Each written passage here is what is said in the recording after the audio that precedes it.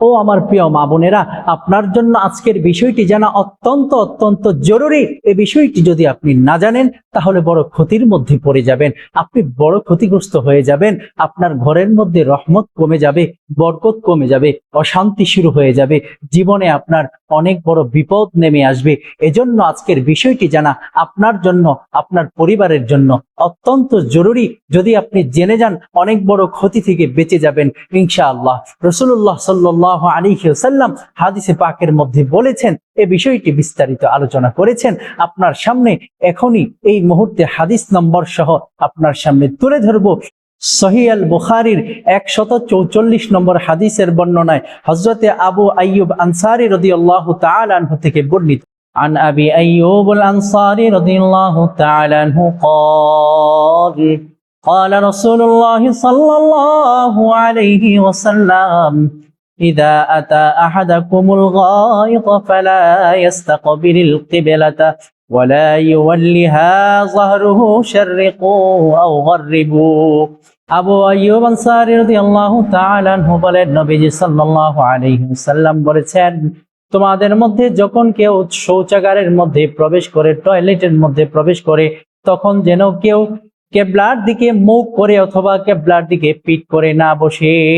শুধু তাই নয়, ইস্তেঞ্জা করার আর অনেকগুলো আদব আছে। আপনি গাছের নিচে টয়লেট করতে পারবেন না, গাছের ছায়ার নিচে ইস্তেঞ্জা করা, প্রস্রাব করা এটা নিষেধ। এটা বিশেষভাবে পুরুষদের ক্ষেত্রে হয়ে থাকে, বাচ্চাদের ক্ষেত্রে হয়ে থাকে। আপনি মা যদি সচেতন হন, আপনার বাচ্চা এই বদ অভ্যাস থেকে বাঁচতে পারবে, সেই সমস্ত ক্ষতি থেকে বাঁচতে পারবে। এবং বিনা ওজরে কোনো কারণে আপনি যদি পানির মধ্যে প্রস্রাব করেন, আপনি যেখানে প্রস্রাব করছেন সরাসরি পানিতে গিয়ে পড়ছে আপনার প্রস্রাব, অকারণে কোনো কারণ ছাড়াই, তাহলে আপনার ভিতরে ওয়াসওয়াসা রোগ তৈরি হয়ে যাবে। আপনি যদি গোসলখানার মধ্যে প্রস্রাব করে দেন, আপনার ভিতরে ওয়াসওয়াসা রোগ তৈরি হয়ে যাবে। প্রায় সময় আপনার মনে হতে থাকবে, এই বুঝি আমার এই জিনিসটা করা দরকার, আবার মনে হতে পারে আমার ওই জিনিসটা করা দরকার, মনে হতে পারে আমি এই জিনিসটা করলে মনে হয় হবে, ওইটা করলে মনে হয় হবে না।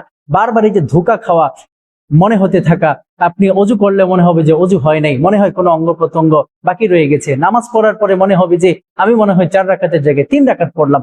এই যে বারবার ওয়াসওয়াসা, প্রত্যেকটা কাজের মধ্যে আপনার ওয়াসওয়াসা আসতে থাকবে।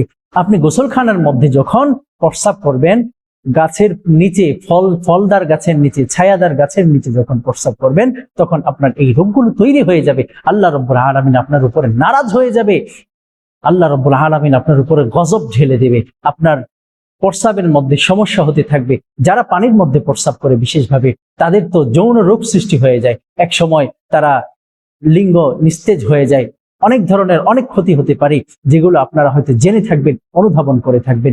যদি আপনি ভুল করে থাকেন, আজকে এক্ষুনি এই মুহূর্তে আপনি তওবা করেন, ইস্তিগফার করেন, আল্লাহ রাব্বুল আলামিনের কাছে মাফ চান। আল্লাহ, আমি জানতাম না, বুঝতাম না, এজন্য করে ফেলেছি, মাফ করে দেন, আর জীবনে কোনোদিন আমি করব না। আল্লাহ রাব্বুল আলামিন আপনাকে ক্ষমা করে দেবেন। আল্লাহ রাব্বুল আলামিনের কোনো লস নাই আপনাকে মাফ করে দিলে, কিন্তু আপনাকে মাফ চাইতে হবে, আপনাকে ক্ষমা চাইতে হবে, আপনাকে বুঝতে হবে যে আমি এটা অপরাধ করে ফেলেছি, আমি ভুল করে ফেলেছি, তবেই আল্লাহ রাব্বুল আলামিন আপনাকে মাফ করে দেবেন ইনশাআল্লাহ। আর যদি এর কারণে আপনাকে জাহান্নামে নিক্ষেপ করেন, জাহান্নামের আযাব কত ভয়াবহ।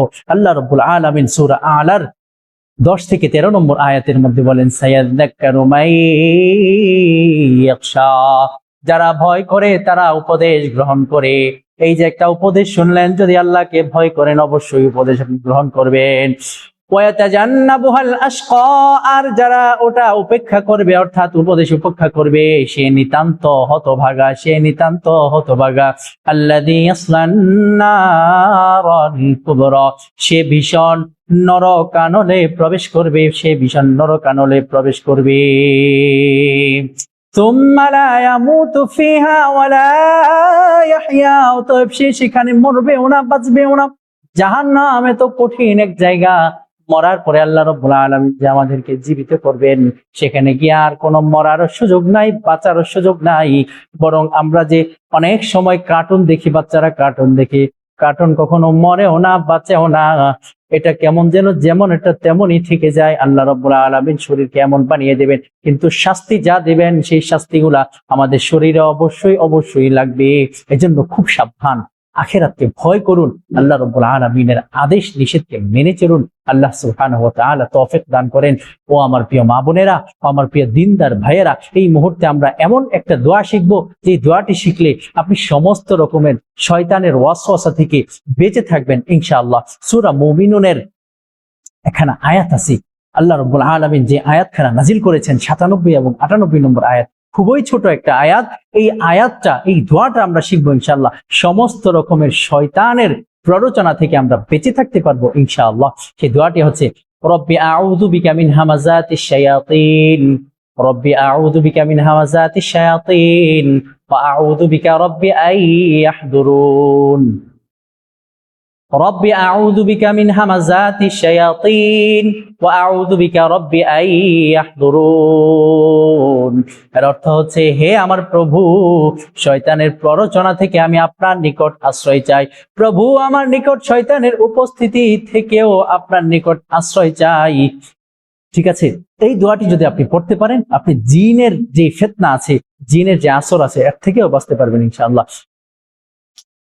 রব্বি আউযু বিকা মিন হামাযাতিশ শায়াতিন, রব্বি আউযু বিকা মিন হামাযাতিশ শায়াতিন ওয়া আউযু বিকা রব্বি আন ইয়াহদুরুন।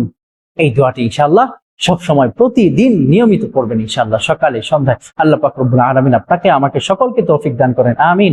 আসসালামু আলাইকুম ওয়া রাহমাতুল্লাহি ওয়া বারাকাতুহু।